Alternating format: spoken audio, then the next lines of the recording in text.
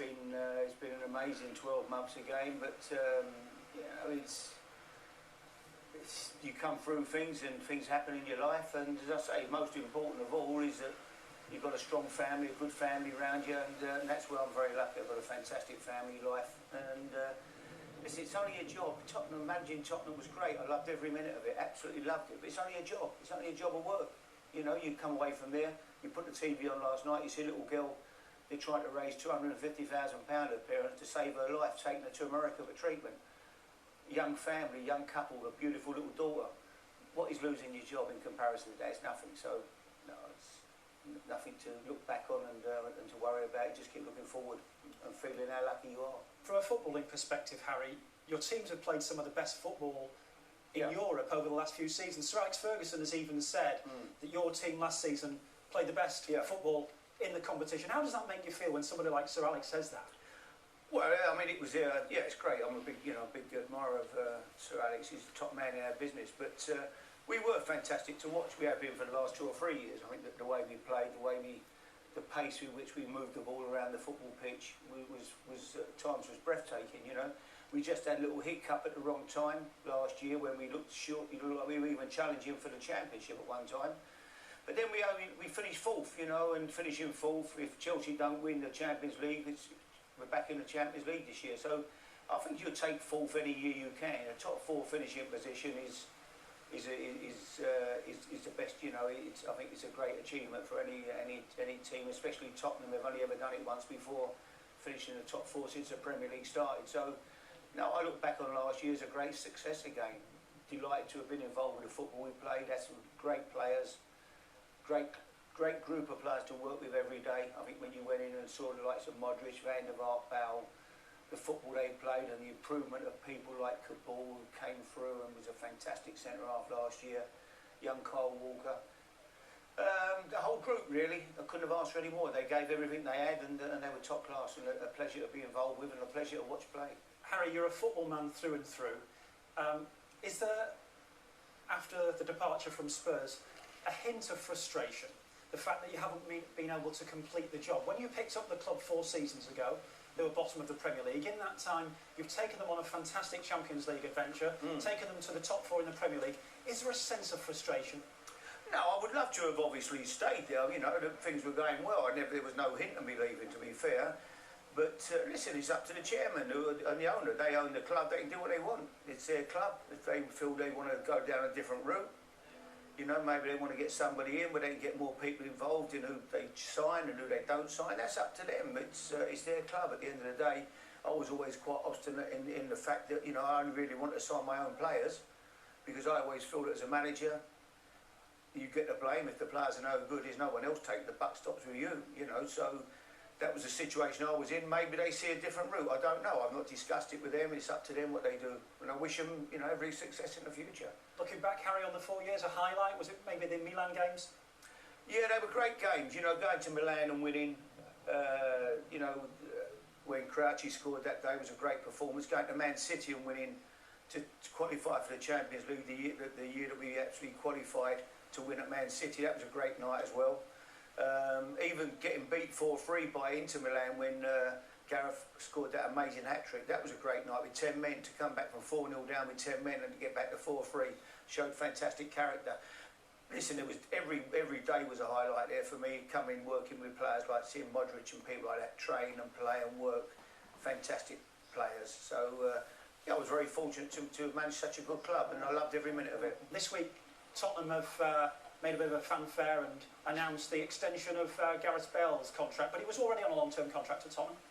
Yeah, I think he already had about 4 years left anyway, certainly three or 4 years, so I think they've extended it by another year, which is, you know... He's massively important to Tottenham, isn't he? Oh, he's a great player, and not only is he a great player, he's a top-class boy.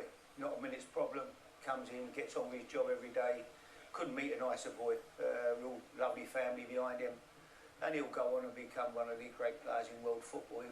He is already, in my opinion, but he'll be the best left-sided player for sure.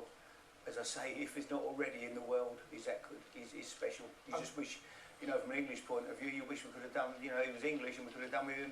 But I'm sure the Welsh are very proud of him, and they're very lucky to have him. I was going to say, Some of the highlights of recent seasons is Gareth Bale skipping down the wing for teams like yourselves, particularly at the San Siro and other stadiums.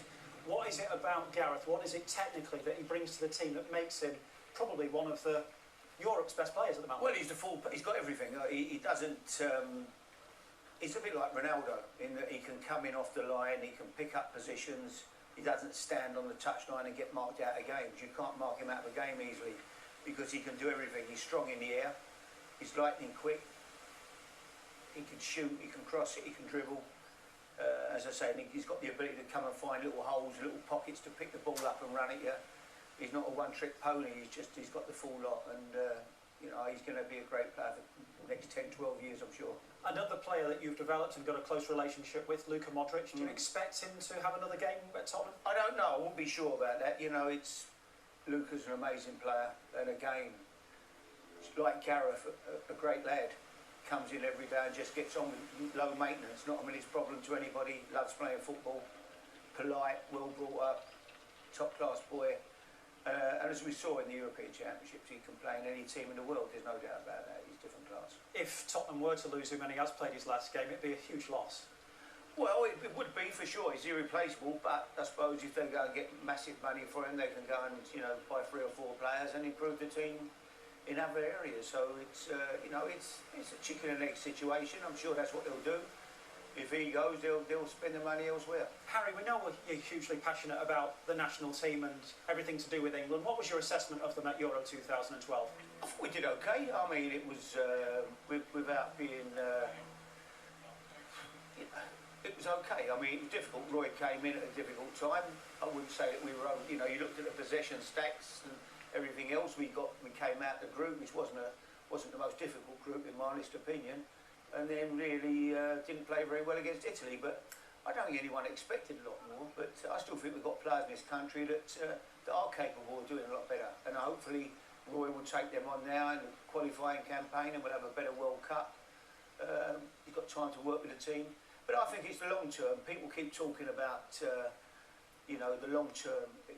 Unless someone sorts it out and we start playing and producing people that are technically better players and are willing to play from the back and receive the ball and play like Italy played against us, where they'll pass the ball, and like the top teams in the world play now in these championships, we're never going to improve.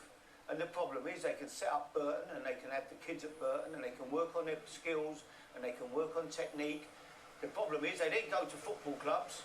And it depends how the clubs play. If the clubs are not going to play, it's no good having somebody, you're going to be the new Pirlo, and that kid goes to a club where they're lumping the ball from back to front 60 yards. You guys not have him there. Unless you're going to play and play through these people, and we're going to encourage more and more teams start to play from the back and start to play football, then we're always going to have that problem. Are we going to lump it? Are we going to pass it? Our game in England, everybody's got different styles. I think you go to Spain and watch the football, or you go to Italy, they play, they'll pass, and all the teams really play not necessarily the same systems, but the same style of football. Whereas in this country, we don't. Everybody sets up differently, and there's very few teams. We saw Swansea last year come in and pass the ball to death, and they were fantastic. We don't see too many teams doing that in this country. You can count them on one hand, that's the problem. The frustrating thing is, Harry, we have world-class players in Ashley Cole, Steven Gerrard, Wayne Rooney, but we don't seem to be able to translate that into an England shirt and keep possession. Is that the thing that we've learned most from this tournament? Yeah, well, we have to work on that. We have to work on setting the team up to play that way. You have to get somebody who's going to come and play in that holding position and play.